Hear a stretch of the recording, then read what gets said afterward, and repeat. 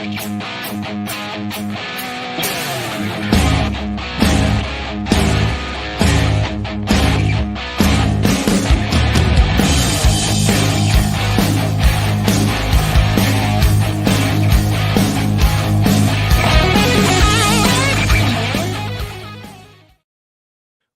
into the Solo Shot Sports Podcast. I'm your host, Dom Manna. Happy Solo Shot Saturday.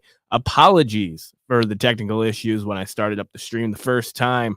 There was just no connectivity. Everything was freezing on my end, and I hope that those of you that tuned in then are able to come back now. In the meantime, as I wait for some people to come in, there was a unfortunate retirement in baseball this week, and he will be getting both the thumbnail and title of this episode, and that is Joey Votto. Joey Votto retired from baseball this week, and this is a guy who deserved a chance to play in the major leagues this season. This is a guy who's a future Hall of Famer, 64.5 career WAR, 2,135 hits, breaks the rule of 2,000, 356 career home runs, which for a first baseman isn't gaudy, but paired with everything he was able to do in his career, very, very impressive.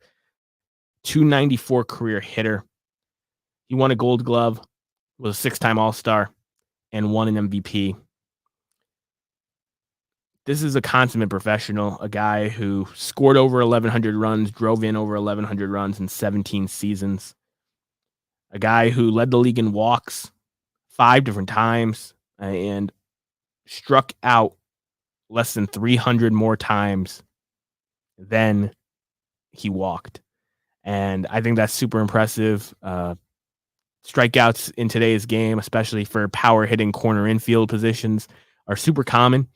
And the fact that his walk total almost matches his strikeout total, especially towards the end of his career when he took a little bit of a step back physically and the velocity and movement in the game of baseball became much, much different than early in his career. He was still able to adjust.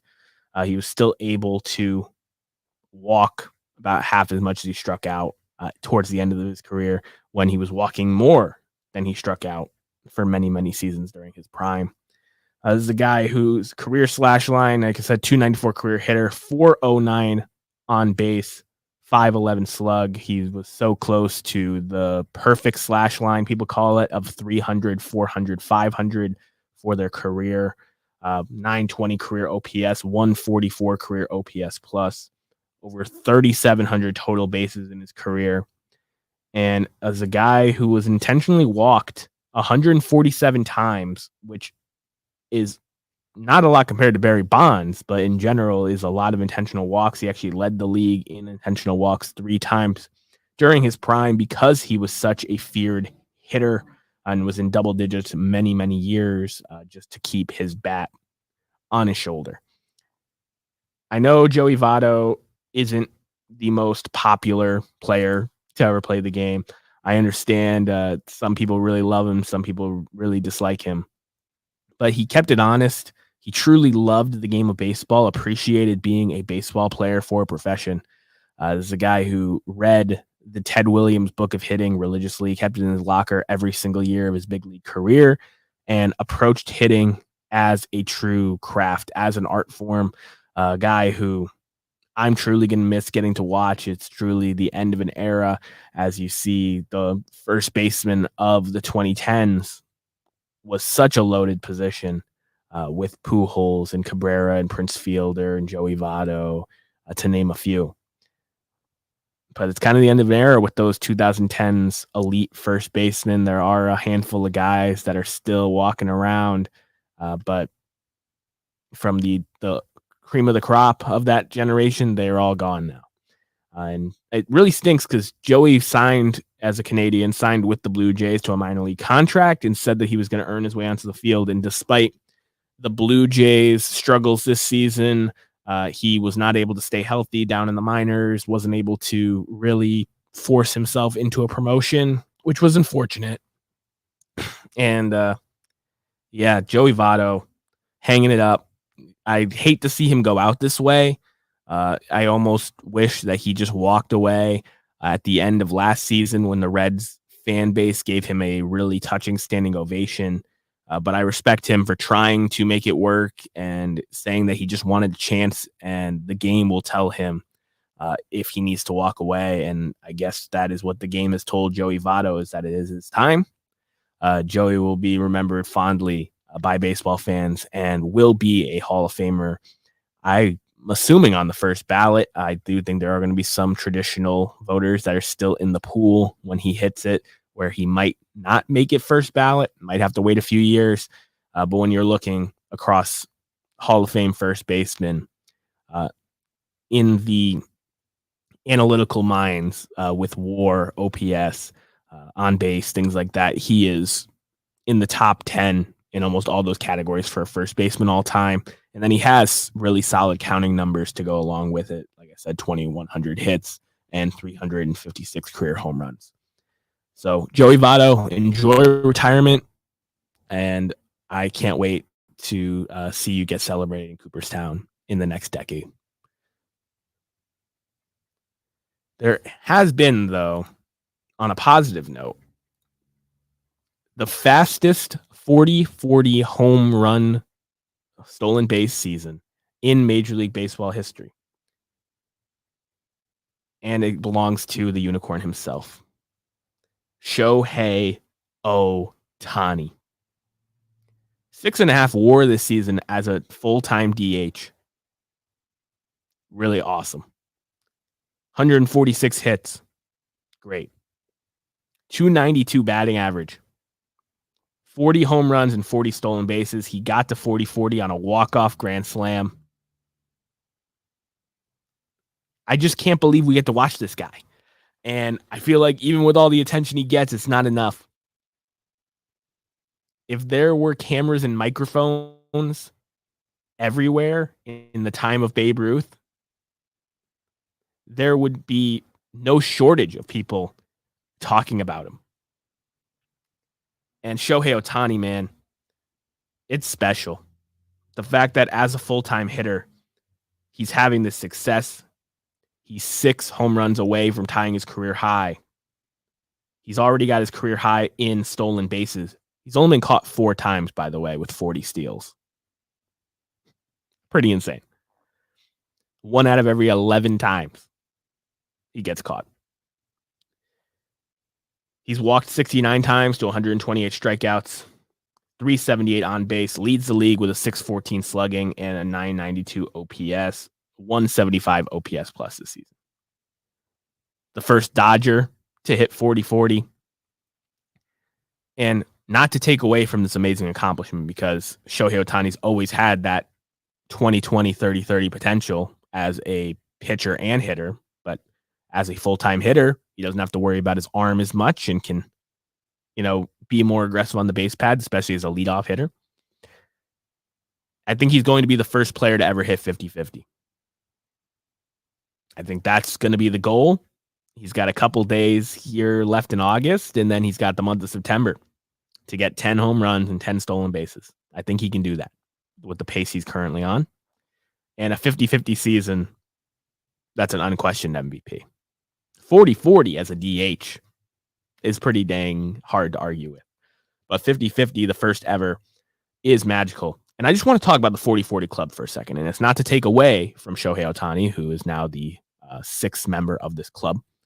But if you look at all the players who have done it, 40-40, it's only happened one time in their career, where the stars align, the power numbers are there, the speed numbers are there. It's a rare combination. You see plenty of players go 20-20. It's a real accomplishment to go 30-30, which Jose Ramirez just did for the second time in his career, becoming one of 18 players to do that multiple times. But 40-40 is a different monster. And we saw Ronald Acuna Jr., when he was healthy this season, not look so hot after the 40-70 season that he had.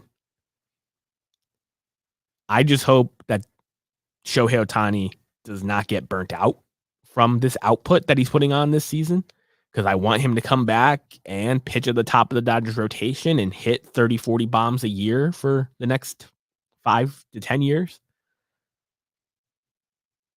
But when you look at the history of the 40-40 club, do not expect Shohei Ohtani to do this 3-4 times.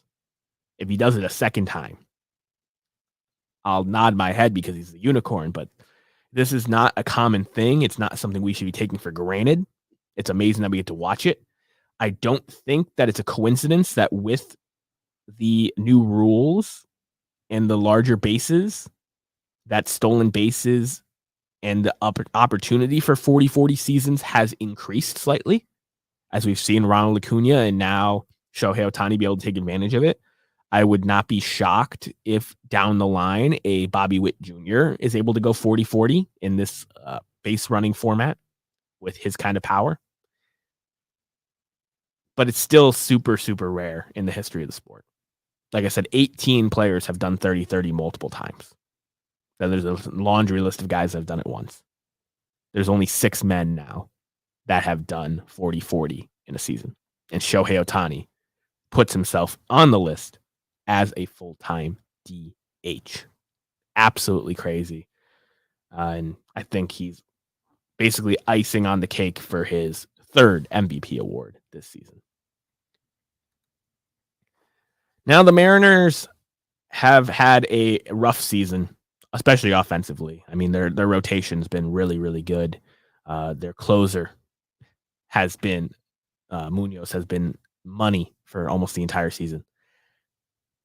But Scott Service, after the Mariners collapse, they had a big lead on the Texas teams in the division, and they have completely just given up that lead and are now 6.5 games back from Houston in the division, as well as 6.5 games back from the 3rd wild card spot. And Scott Service gets canned. Dan Wilson taking over for the Mariners at the end of the season, trying to get some sort of change of scenery, some sort of just unity in the locker room to push towards the postseason, but it's not looking good. And it's crazy because the Mariners having this kind of pitching depth, all they need to do is get into the postseason to really make a run and be scary. But their bats are just silent. And I love the moves they made at the deadline, bringing in Randy Arozarena, bringing in Justin Turner.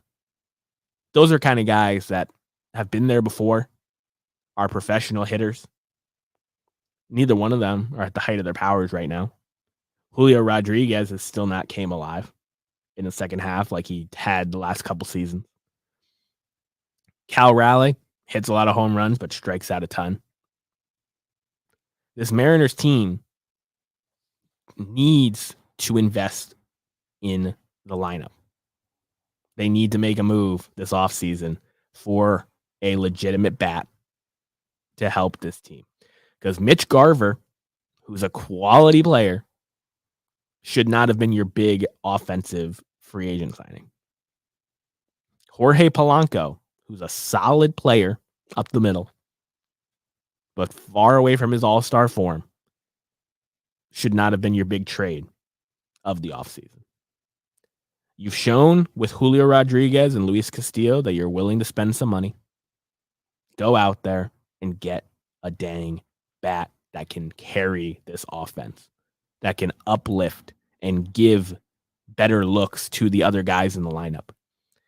Because it's just so unfortunate to see a team that has this good of a starting rotation. I'm a fan of pitching, to throw away a lead like this because they can't score runs. Scott Service, I never like to see someone lose their job, but you showed pretty easily how to lose your job in professional sports. The lead that you gave up, the way that you weren't able to assemble a lineup that was successful with such a low bar with that good pitching staff in terms of only having to score a couple runs a night, and the Mariners struggling to do that. It's just been really sad. And I feel for Mariners fans because there's a lot of potential with this roster. I know when they made the playoffs for the first time in 20 years, a few years ago, that they were like, oh, this young core, this pitching staff that we're assembling, like we're going to be here every single year. And without better bats, it's just not going to be the case. And I hope that the Mariners don't explore trading a Logan Gilbert or a George Kirby this offseason because they would get a haul for one of those guys. I would rather see them invest in some bats to give run support to George Kirby and Logan Gilbert and Luis Castillo and, Brian Wu and all the guys that they have just throwing gas out of their rotation. That's where the Mariners need to invest. And Scott Service is kind of the scapegoat for that lack of obvious hindsight from the front office. Here at the Solo Shot Sports Podcast, we like to throw back down the third baseline to this day in baseball history. Now, August 24th had a ton of great moments in baseball lore. There was the major league debut of Harmon Killebrew. There was the final home run in Ernie Banks' career, and there were plenty of amazing pitching performances and different things. I know a lot of people, if they were in my shoes and had to pick a topic, with the Pete Rose documentary being out right now, would talk about how Pete Rose on this date in 1989 went out there and signed his ban from baseball officially on this day. But there's a crazier story than that. And a story that, instead of it being negative, it being just positive in a lot of ways, just like the built different type of attitude. There was a pitcher back in the day named Ray Caldwell. Now, Ray Caldwell pitched for my Boston Red Sox, and he was traded in 1919 to the Cleveland Indians. And in his first start with Cleveland, top of the ninth, 2 outs, Ray Caldwell was struck by lightning in the middle of the game. Reports say he was unconscious for over 5 minutes. When he came to, he refused to exit the game, as he was only 1 out away from a complete game victory. Caldwell stayed in the game to record the final out, a 2-1 victory over Philadelphia at Cleveland's League Park. This is a story that a lot of people that are into the vintage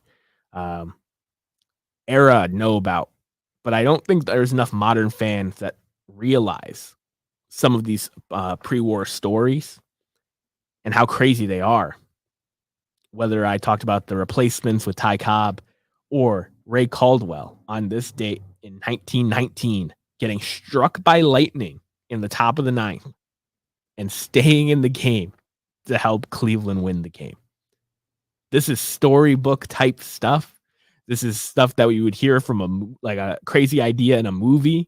But no, this happened with many, many accounts. I'm glad that Ray Caldwell was okay. I'm glad he was able to finish the game. But man, is that some old school bad ass stuff. There were so many other things in this show that could have been the moment, but Ray Caldwell with that lightning strike had to be the story. For those of you that haven't heard it before, I explore you to go out there and read up about it. But what a crazy moment when lightning struck in Cleveland on this date in 1919. Rounding out the show here, we're going to be wrapping a little early today, as I started a little late to kind of balance that out with your day. There's been some standing ovations recently, and I wanted to cover them because the game of baseball is so regional. I don't think people really realize that. It's super regional. These fan bases are super passionate about their teams, and they show out for their players that have contributed to them in any way. So it's not always the future Hall of Famers like Joey Votto that get a standing ovation.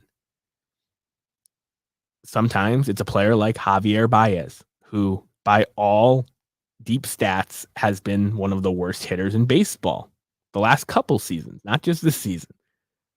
But he returns to Wrigley Field, and he gets a standing ovation with crazy highlights on the board because not only was he a World Series champion when they broke their curse, but he was also an MVP candidate and an All-Star and a Gold Glove winner when he was in Chicago. Player that most people, when Javi Baez comes to their city, are not going to the game to watch him or could not care less that he's there. But when he's in Chicago, those fans remember. Those fans care. Those fans celebrate Javier Baez. Similar thing happened when Johnny Cueto, who got signed on to be a spot starter here at 38 years old, returned to Kansas City, a place where he helped them win their first World Series since 1980. Since the 1980s, excuse me. Johnny Cueto gets a standing ovation from the Kansas City Royals crowd, who has seen all the other members of that 2015 World Series squad retire. So Johnny Cueto's still doing it. Guy who's the ace of the staff comes back. They're celebrating him. But when you're going to a game and you see Johnny Cueto, 38 years old, is starting on the mound, unless it's against your other team, you're not going to see that. But the regional fans, the ones in Kansas City, and I'm sure the ones in Cincinnati, still love Johnny Cueto. Appreciate these players while they're still playing. Sometimes injuries take them away. Sometimes, like Joey Votto, Father Time gets to you. But just enjoy these players when they come to your town. They gave moments to your fan base. They gave moments to the history of baseball. And there have just been so many players over the years that haven't gotten the proper standing ovations, that haven't gotten the love and respect while they were still active. And I'm just glad to see that certain fan bases are still showing the love to the guys who aren't nationally and universally getting the love, because those players matter too. So I appreciate those of you that caught back up here after the technical difficulties on the first attempt of this stream. I appreciate you guys for spending part of your Solo Shot Saturday with me. I hope you guys have a fantastic weekend full of baseball and a great week. I'll be back next week going around the bases with the topics as we push into September. And I appreciate you guys as always. Make sure that you like the video, subscribe to the channel, and share this pod, however you may be listening, with another baseball fan that loves the game as much as us. I'm Dom Manna. I'll catch you guys next week.